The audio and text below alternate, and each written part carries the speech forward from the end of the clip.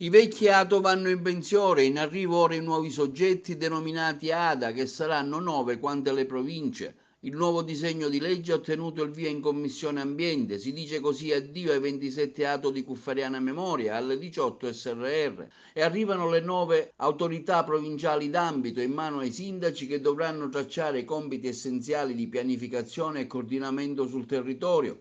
L'incarico sarà svolto gratuitamente e andrà al primo cittadino che nella provincia ha ottenuto la più alta percentuale di raccolta differenziata.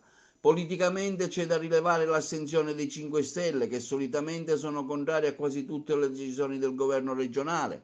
I grillini però hanno apprezzato questa volta la parte relativa al riuso e riciclo dei rifiuti e le elevate sanzioni per chi non si adegua. Via finalmente inutili e costosi consigli di amministrazione e i comuni che supereranno il 65% di raccolta differenziata potranno disporre di ulteriori incentivi. I lavoratori in carico saranno tutelati creando un bacino provinciale, imponendo alle ditte aggiudicatarie di attingere appunto da quel bacino.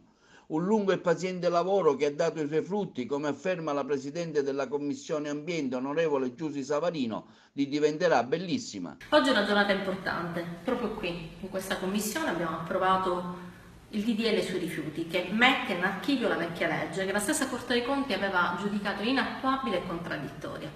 Abbiamo messo una serie di novità, me ne dico solo alcune per flash, perché è una legge importante, oltre 35 articoli, quindi non entro nel dettaglio per non annoiarvi, ma la governance torna in mani pubbliche. Questo è importante, perché finalmente mettiamo in archivio 27 ex ATO e 18 SRR distribuiti su tutto il territorio siciliano e verranno sostituite da 9 ADA, semplici, uno per provincia.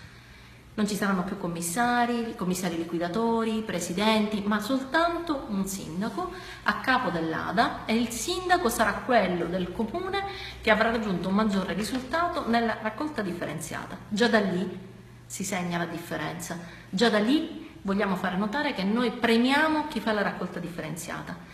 Lo premiamo anche con l'ecoincentivo, che riconosce degli incentivi economici ai comuni che superano il 65%. Lo facciamo anche riconoscendo il finanziamento a conto capitale di progetti e di interventi proprio per chi fa la differenziata, il riuso, il riutilizzo e il riciclo. Lo facciamo dando così la possibilità al cittadino di vedere la propria bolletta scendere di costi, anche perché quella bolletta non avrà più l'aggravio di CDA, di commissari, di presidenti, perché i sindaci non avranno spese aggiuntive. Quindi non ci saranno più, e questo lo diciamo con orgoglio, rimpalli di responsabilità, per cui fino a ieri abbiamo visto persone dire no, non è competenza mia piuttosto dell'altro, no. Con questa legge chiariamo di chi sono le competenze, di chi sono le responsabilità e diamo alla Regione il compito, questo sì, perché torna in mano pubblica l'ADA e quindi la governanza è in mano pubblica, di avere maggiori poteri di controllo e di indirizzo, fino anche a poteri sostitutivi. Queste sono le novità importanti sul piano della governance. Poi il personale è tutto garantito. Gli amministrativi che vorranno passare all'ADA dovranno fare una selezione pubblica perché è un ente pubblico, però ovviamente questa selezione terrà conto dell'esperienza maturata nel settore.